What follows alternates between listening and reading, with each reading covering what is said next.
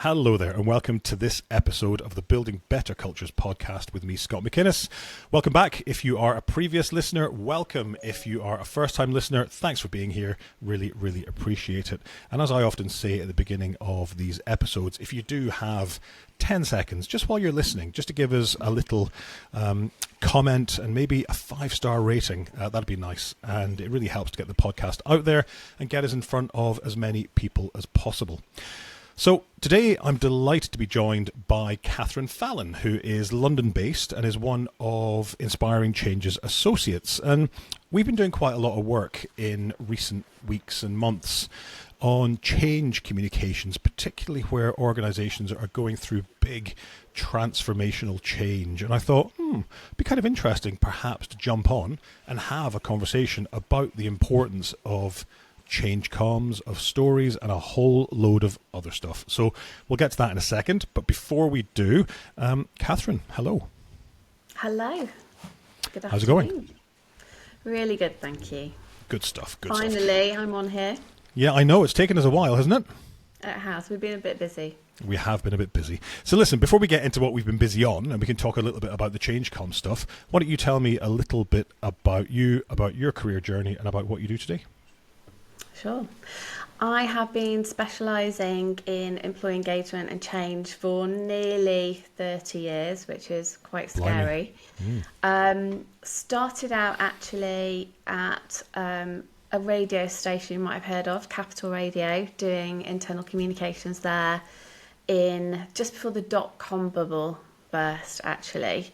And that was my first experience of leading communications and change through quite a challenging period for the advertising sales industry.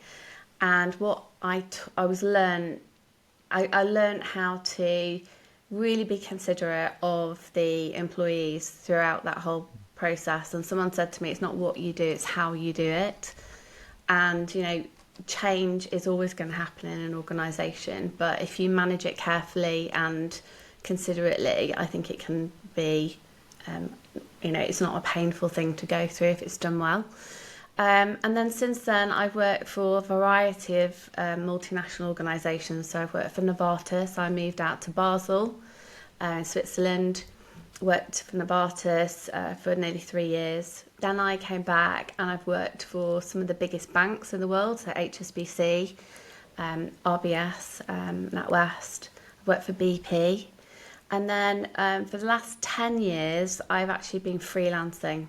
So doing largely change communications roles for particularly finance, HR, risk functions going through change. And I love it. Amazing. I really enjoy it. Amazing. And we love working with you on these programs. So it's always nice to partner with you.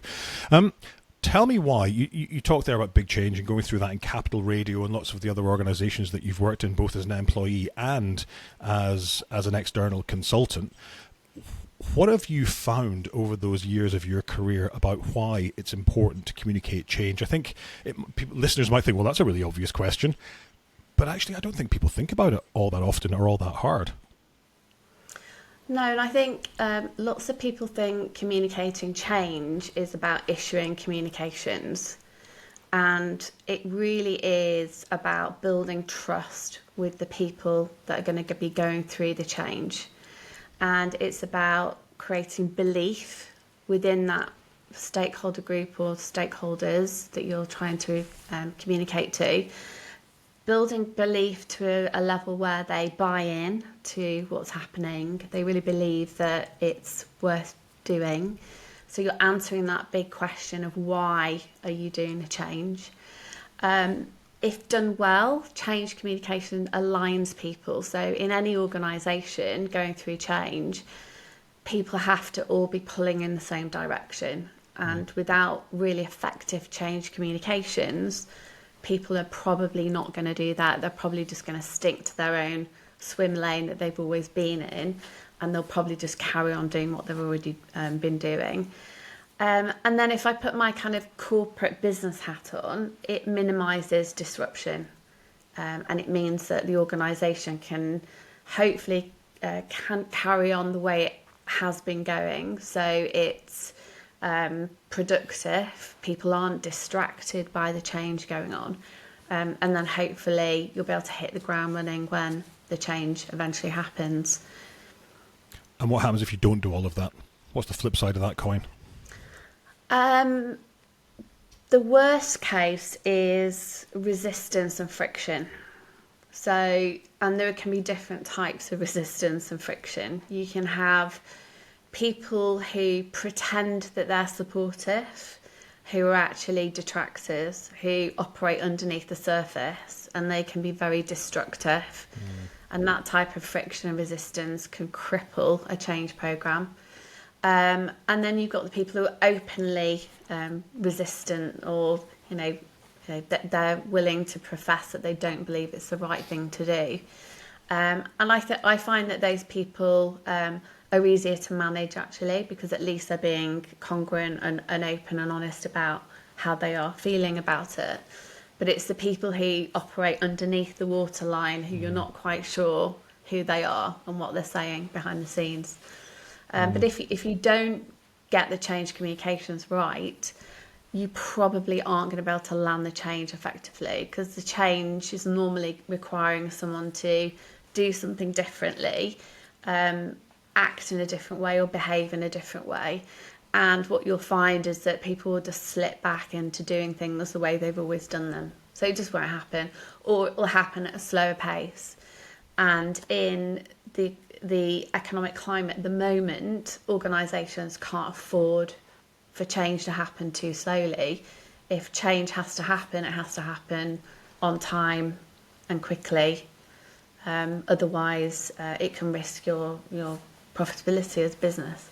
And I guess the challenge is that in the context that we're operating in at the moment, and it is for anybody listening in the future, it is May 2025, everything's just a bit mental at the moment, isn't it? Yeah. Globally and economically. So if we can help our people to get on board with a change, to come with us on the journey, to do that in a friction-free way, so we can get that delivered on time to budget and then get going again, then that's good for the organisation. Yeah, absolutely. Yeah, 100%. Yeah. And when I think about that, it's really interesting, because if you think back to that McKinsey stat from 1,000 years ago about 70% of change failing, and actually there's been loads of studies that says, is it 70 or 50 or 30 or 40? It doesn't really matter. Not every change lands what it is you need it to land. And IBM went on and did a further piece of research in 2014 and 2018 to say, basically, it's all what they called, and I hate this term, soft skills. Because they're not soft, they're bloody hard. But it was all about communicating with staff, having a clear vision, having leader buy-in, having managers on the ground that can translate, all of that good stuff that really helps organizations to land that change in the way that you so well described. So what does really good change comms look like? What, from your perspective? I think I've been really kind of considering this and talking about it with clients a lot over the last couple of years, and I think upfront honesty is absolutely critical. And I know it's quite scary for some organisations, but I think over the last 20 odd years I've seen so many change programmes start with secrecy at the centre or at the top of the organisation, and that rarely leads to a good result in terms of change. So I think increasingly, if you discuss it with the leadership team and you can really convince them that actually the best starting point is to get everybody in the organisation talking about the vision of the company, open, out on the table, and if there are challenges, then be really upfront and open about what those challenges are. I think in the past, there's been a danger of infantilizing employees when it comes to change. And I think the future of change is really treating everyone like adults and saying, this is our vision, this is where we're going. These are the opportunities that we've got, but these are the challenges. And therefore, as an organisation, let's have a conversation about the change that needs to happen. Yeah. Now, in the past, there would then be, maybe a year, 2 years of planning and maybe working with advisors to figure out how to deliver the change. And people were very scared of that period. Leaders seem to think that that period needs to have 100% certainty and everything nailed down, and employees need to know everything. And I think we've got to a place now where people have realised that actually it's okay going through that period of uncertainty as long as employees are kept in the loop on the journey. So if I now was in-house working in a change programme, I would say to the leadership team, do a really big piece about the vision. Start getting employees talking about it, really get them to think about the opportunities and challenges, and then pull in a group of employees, and they are the people who are going to work through the change with you. Everyone knows who they are.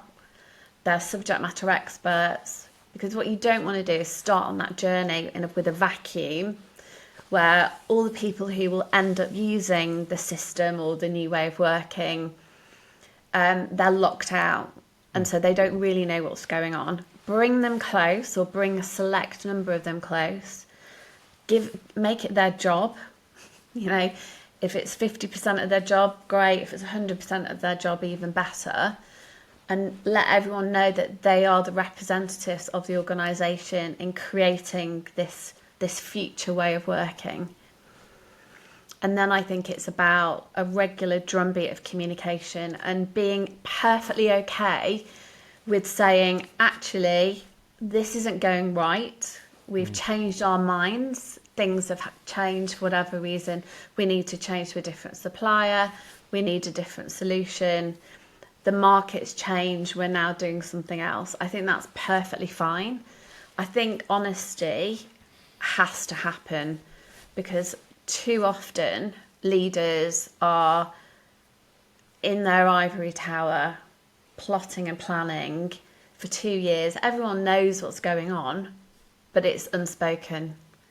And it just, as I said at the very beginning, it's all about creating trust and belief. And you can't create trust and belief when everyone knows that the leaders aren't being truly honest about what's coming down the pipeline. There were two things you said there that really resonated with me. Was that infantilizing idea that we treat people like kids, that we don't tell them the truth because we're scared of worrying them, upsetting them. They're telling themselves hundreds or thousands, depending on your organization, of versions of that truth, or not even probably versions of the truth, versions of some half-truth that they heard in the canteen. So getting in there and being open and honest as much as possible, for me, is absolutely critical. And that other idea that you mentioned there about a drumbeat of communications, people like certainty, and they like to know what they're getting and when they're getting it. So if they're used to getting a weekly update or a monthly update, keep doing it if that's what you've promised, even if the monthly update is, there's no update, we've got nothing new to tell you. But by the way, here's a story about why we're having to change because of a big challenge, or here's a story about the opportunity this will bring.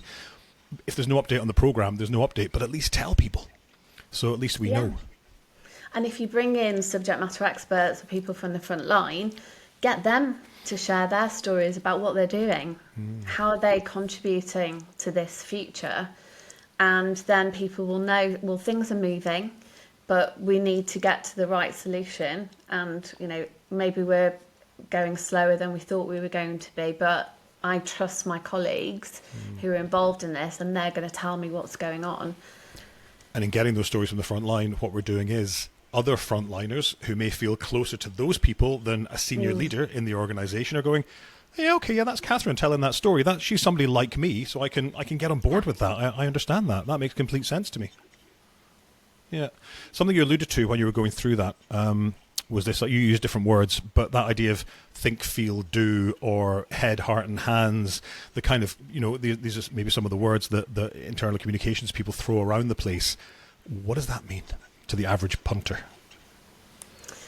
Yeah, I think ultimately the reason why you're communicating to certain stakeholders is you want them to do something differently. So it may be, in the case of maybe it's innovation, you want them to think differently.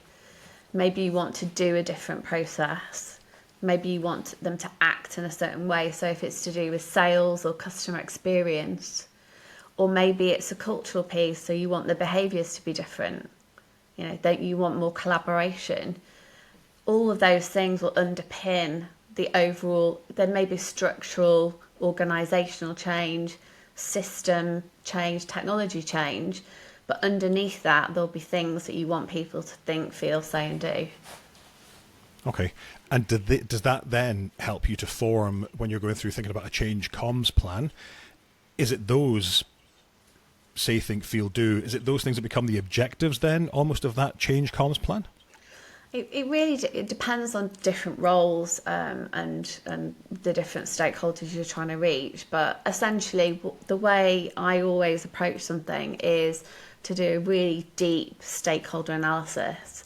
So we'll go from the very top of Exco and work through all the different roles and teams, how they're impacted. And there is normally a short, medium and long term. So there may be some teams that are immediately impacted, others in the longer term. So by doing that very deep, detailed stakeholder analysis, you will know exactly what you want each team or each role to think, feel, say and do. At whatever given point in time, I guess, as well. So that's Yes. not a from here to there. It's on as we're going along the journey. Yeah, and you review it constantly with the programme team. But without doing that, really, it's something that it's an easy shortcut to make, to skip over that or to do really kind of high level version. But normally at the start of a change programme, I probably got maybe about 60 individuals named within the change plan, and then underneath that different roles and departments and teams.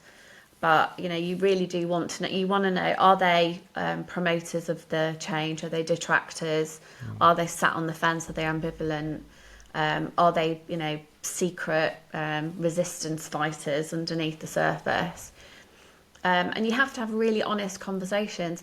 I remember once I went into, it was when I worked in-house in a bank, and the head of risk came to me and said, the anti-money laundering programme just isn't landing. People aren't coming along for training. We've got targets, we're being monitored. We've got to hit certain metrics. And I said, right, let's get out the Exco leadership team org chart. And I said, right, run me through each of these different leaders. And I said, right, tell me all the teams that sit underneath them. And then we tracked it to this couple of teams who weren't turning up for training. They didn't care. Essentially, they didn't care. They had other priorities. And we tracked up the reporting line in the matrix to 2 people sat on Exco. And quite honestly, those people, they were commercial salespeople, and they were mainly focused on their teams delivering revenue, and they weren't prioritising it. So by doing that very detailed, honest appraisal of all the different stakeholders, we managed to know. And then I was like, right, okay, it's really simple. We just need to isolate those 2 people and figure out how to influence them. And who do they trust? Who do they believe?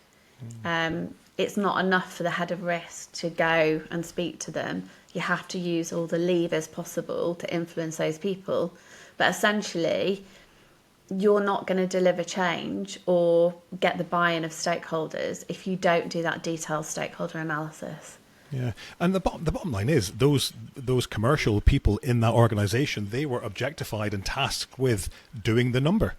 So there's an organisational question perhaps there as well around, well, do we need to objectify our very, very senior leaders in a slightly different way to avoid that happening?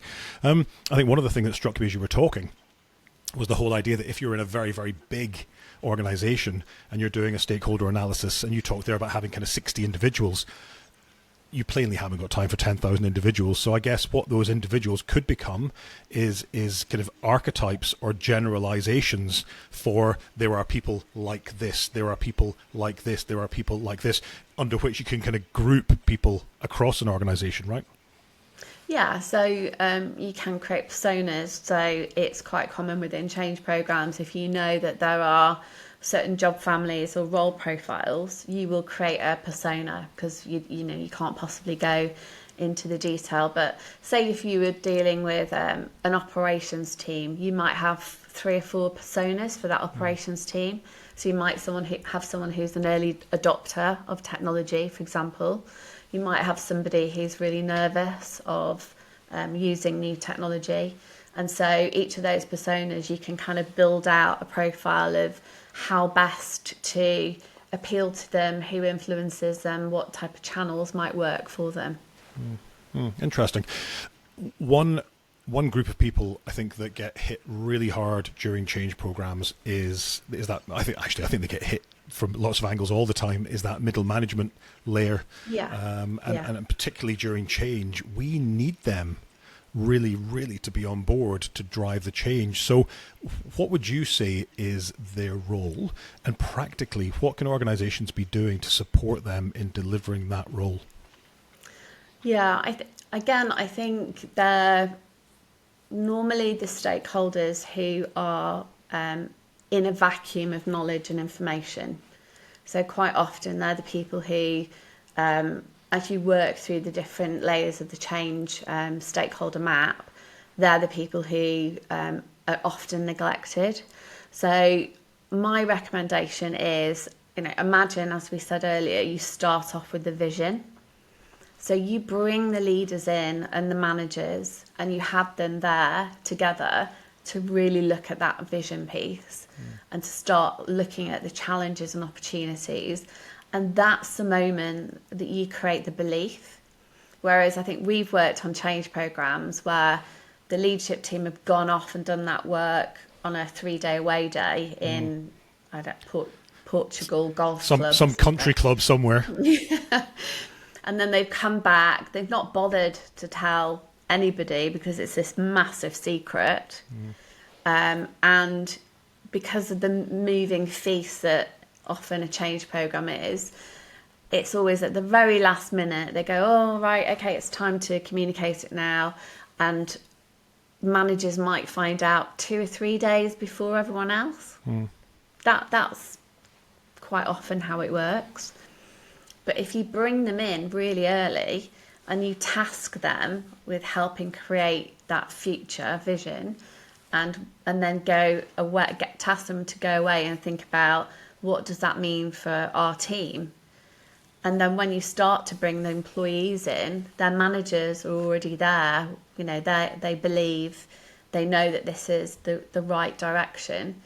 And it may be that some of them might say, this isn't for me, and so then you'll have a natural attrition of people who aren't up for the change. But at least those managers are in really early. But they have to see their role as being the translators of that future vision, that future strategy. They are the people who convert that language that might not mean a lot to everybody into something that's going to be meaningful for the people on the front line. They will know their people. They will know how to translate it and articulate it in a way that will resonate with them. So I think bring those managers in as early as possible. And you know what? They will enjoy being part of that process. It goes back to trust. They will feel, I'm trusted, I am valued. I am going to help build the future of this organisation. And yes, it can be distracting, but that's where you need good quality leaders where, you're really clear on what the objectives are. Even though this change and transformation is going on, you need everybody to be aligned and focused around those objectives for each of the different teams, and be really honest and open and say, we can't afford to be distracted by this. And that's why certain people are going to be pulled off and focused on it, and there are representatives, but we're going to keep you up to date with what's going on, but we can't let everybody get involved. We still need to hit our targets, we still need to perform. And back to your piece about translation, we don't need We don't need local team leaders or managers or supervisors to boil the ocean. We just need them to be able to take something that's written in companyese and translate that into words that their team in risk or HR or branch banking or wherever, call center, that they can understand. And I think it's interesting that some organizations, and we talk to them and we work with them who think they're doing it already. Oh yes, we before we send any communication, we this is a real example. Before we do any communication with people, we make sure that our leaders are fully briefed. And then we went and had a chat with some of those leaders and said, "Oh, that's really, really good that apparently you're fully briefed before any comms go out to your teams." And they said, "Well, they send us what they're going to send to people the next day, the day before. Yeah. But we get nothing more than that. We don't get any insight, background, the reason why. So actually, it's not all that helpful. We could do with just a little bit more to give us a bit more insight, so that when somebody comes and says, well, why are we doing this and what does it mean and when's it going to happen and how's that, what's the impact on us, that I have the answers to those questions." Sometimes it's as simple as a Q&A. That's all. And it's the time for dialogue, where those people can actually ask the leaders, why is this happening? Why is it happening in this way? Why is it being sequenced? Why are we having to wait a year? All of those questions are the questions that are going to be asked on the front line. But you're right. I know what it's like, though, when you're in an organisation, you have this idea of a big announcement. And so behind the scenes, everyone's trying to get everything perfect for the big announcement that the managers are going to find out. And then the next day, employees are going to find out. But by the time that big announcement comes out, most managers will probably have an inkling and will know. So, even if it is a month before, and you can get people small face-to-face sessions locally, and just be honest and open with them. Treat them like adults. They are adults. They are indeed adults, and I'm going to start using the word infantilizing a lot now, because I like that word. Don't be doing infantilizing, listeners. It doesn't make any sense. Let's talk about stories for a second, because if we direct listeners back to, I think it was episode 127 with Des and Shelley from the Cumberland, that was a project that you and I worked on. Yes. How do we create a corporate narrative that helps to align people around the big transformational change that organisation was going through? So it's well worth a listen. Des and Shelley are brilliant and really, really good at outlining why story is so important. What role do you believe stories play during change, and what benefit can that have?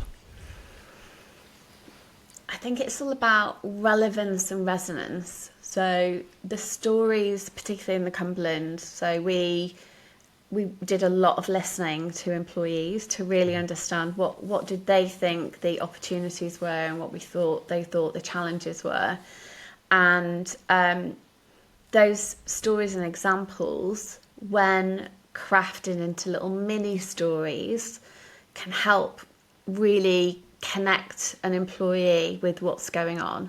So if, for example, it's around technology change and they know that they've got 5 systems that are taped together with sticking tape and they don't really communicate, and if one falls over, they all fall over, and they have to log out, only 3 people in the company can log into a system at the same time. And we know, we've all been there, and it's a nightmare. But these organisations, if you tell those stories and say, remember, we've got systems that don't speak to each other, and we need to be able to have a system that can do X, Y, and Z. And then those little stories help bring it to life, where people go, I've got a real pain point there. That's slowing me down and doing my job. That resonates with me, and therefore, waiting 2 years for a new system, yes, it's a pain, but I know it's better than not going through this and not having being in that better place. So I think resonance and relevance, every single story is going to have, we choose the stories because they're going to have a pretty much universal resonance with the people that we're trying to appeal to. They will see themselves in those stories, and I think that's really important.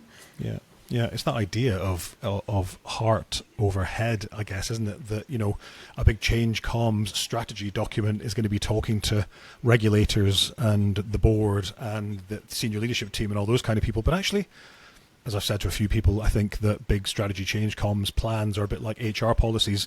We know they're required, but we hope to God we never actually have to read one. Apologies to any listeners who write HR policies. We love you too. But point being, they're just not written for the average employee, whereas a corporate story, I think, is more so, and helps to, as you said earlier on, helps to align people around the change and hopefully get you through that old Kubler-Ross change curve as quickly and smoothly as possible.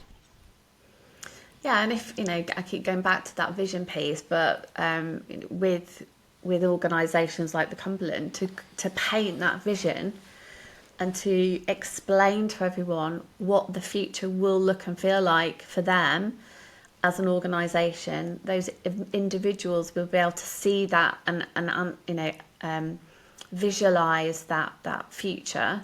And it may also talk about what it's going to mean for the customers or the clients of that organisation as well. It may also talk about what the impact will be on society at large. And so people can get they can either get excited about it or they can say, that's not for me.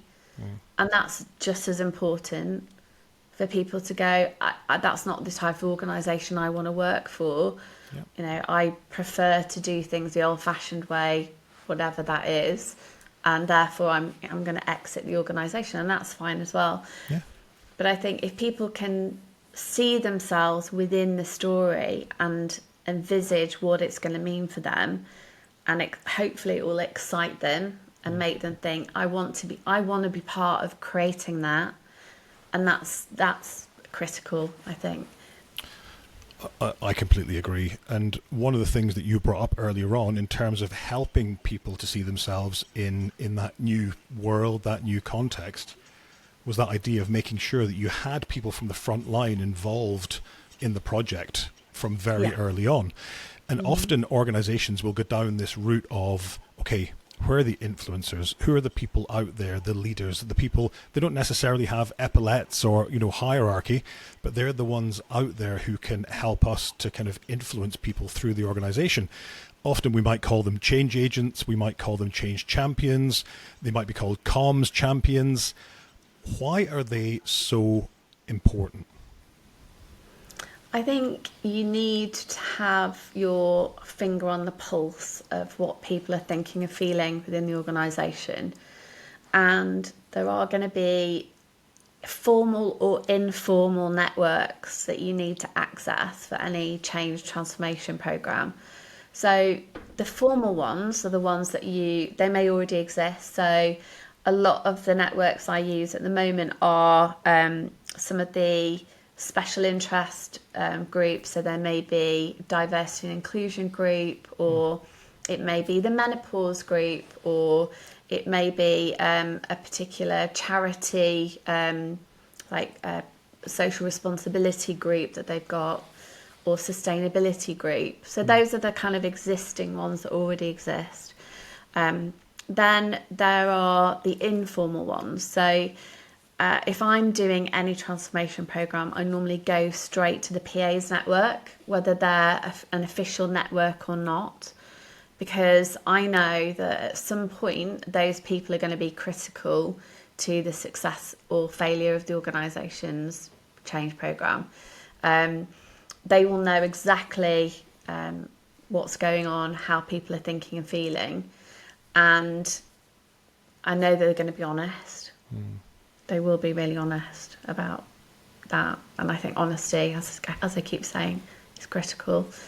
Then you can have specific change influencer networks who they may be self-nominated or nominated by managers and leaders. I prefer self-nominated ones myself, and those are the people who genuinely want to get closer to the project, and they have a special interest or a passion for it. And I think sometimes leaders or managers, when they choose people as to be part of the network, they normally pick the same people. So it's normally high performers, people who are early adopters, and sometimes you don't want those types of people. You want people who, I think we've talked about, you need a bit of a grit in the oyster to make the pearl. So you need the people who are actually going to be a little bit abrasive and a bit cynical. The people who are going to say, well, we've tried this before and it's failed. And you need to get them on board. And I find that having those people in a network, whether it's formal or informal, is really critical, because again, you get the honesty, and they're likely to raise things that are going to be relevant in the future at some point. And those big challenges. And I think probably for listeners, that probably feels, get some detractors on your change comms group. Yeah. What?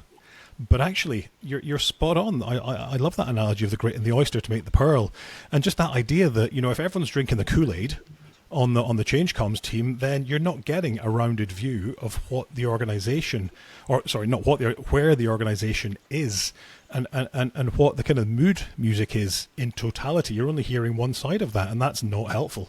You want to be, I guess, fully appraised. Yeah, absolutely. Absolutely. That's exactly what you want. You want to know where the pockets of resistance are. You want to know if there are certain managers who are, they're causing that, the resistance fighter in certain departments. You need to find out where they are and think about how you're going to manage them. Have to. Yeah. Right. Unfortunately, you and I could talk about this stuff all week, I know, but unfortunately, we've come to time for this episode. I've got one last question to ask you. I think I know what the answer is going to be already, because you've said it about 30 times. What's the one thing that organizations really need to focus on when they're communicating change? Being honest. Being honest and open. And it feels alien to some leadership teams to do that, because it's not what has happened in the past. But treat your employees like adults and don't infantilize them. Love it. Catherine, thank you so much for being here. Really enjoyed the conversation as usual. It's a pleasure. We'll see you later. Goodbye. All the best. Bye.